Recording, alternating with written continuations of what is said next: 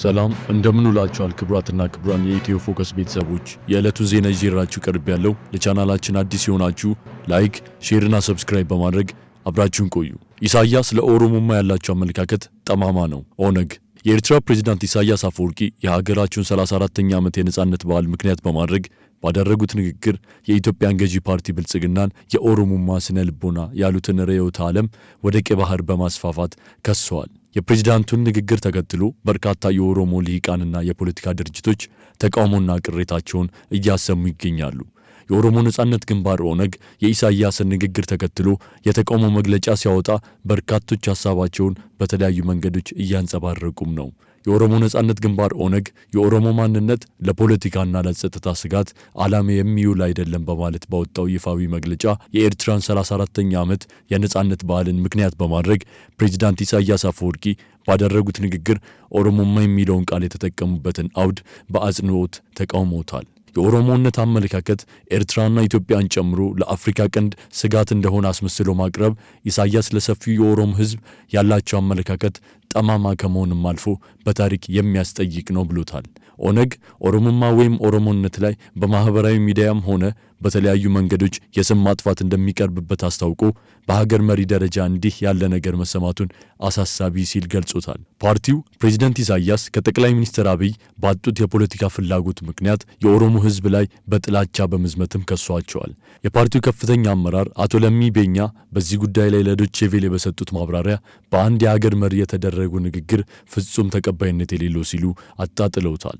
ፕሬዝዳንት ኢሳያስ የተናገሩት የኦሮሞ ሕዝብን የማይወክልና የኦሮሞማ ፍቺን የማይገልጽ ነው ያሉት ለሚ ለኦሮሞ ጥላቻ ባላቸው ወገኖች ሲንጸባረቅ የነበረ ያሉትን ሐሳብ በመድገምም ከሰዋል።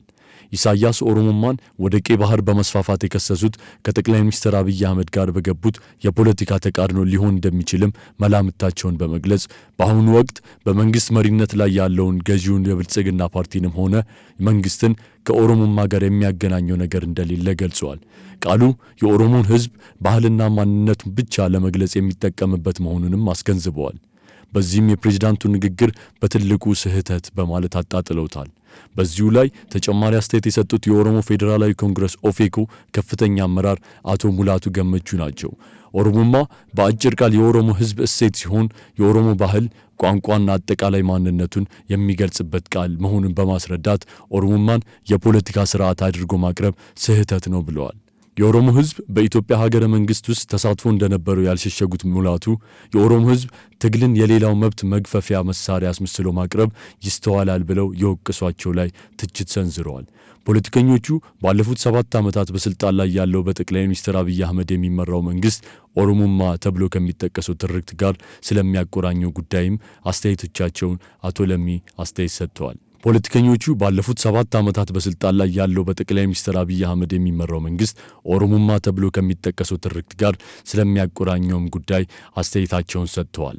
አቶ ለሚ እንደተናገሩት ባለፉት 6 ዓመታት በኦሮሚያ ውስጥ ከፍተኛ የሰብአዊ መብት ጥሰትና መብት ረገጣ መኖሩን ገልጸው ይህም መንግስት ጦርነት በሚካሄድበት ኦሮሚያ ክልል ውስጥ አንዱ ተዋናይ መሆኑንም አስረድተዋል።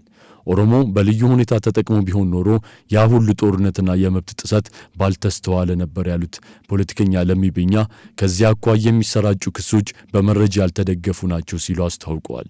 ፖለቲከኛ ሙላቱ ገመቹ ደግሞ ፕሬዝዳንት ኢሳያስ ቃሉን ለመጠቀም የመጀመሪያው ባይሆኑም ልዩነትን ለመፍጠር የተጠቀሙበት ቃል መሆኑን አስረድተዋል። የፕሬዝዳንት ኢሳያስ አፈወርቂ ንግግር ተከትሎ በርካታ የኦሮሞ ልሂቃን በዚህ ላይ አስተያየታቸውን እየሰነዘሩ ይገኛሉ። በማህበራዊ ሚዲያ በርካታ አስተያየቶችን በመስጠት የሚታወቀው ፖለቲከኛ ጀዋር መሐመድ በፕሬዝዳንት ኢሳያስ ንግግር ላይ ተቃውሞ ካሰሙት ልሂቃን ቀዳሚው ናቸው። የገዢው ብልጽግና ፓርቲ አመራርና በመስኖና ቆላማ አካባቢዎች ሚኒስቴር ዴኤታ ሆነው የሚሰሩት ዶክተር ብርሃኑ ሌንጂሶ በፊናቸው ፕሬዝዳንቱ በንግግራቸው በብሔሮች መካከል ልዩነት ለመፍጠር እንደ መሳሪያ የተጠቀሙበት ቃል ነው ሲሉ በማህበራዊ ሚዲያ አስተያየቶቻቸውን አጋርተዋል። ለዛሬ ያዝንላችሁ መረጃ ይህንን ይመስል ነበር። በቀጣይ እስክንገናኝ ሰናይ ቀን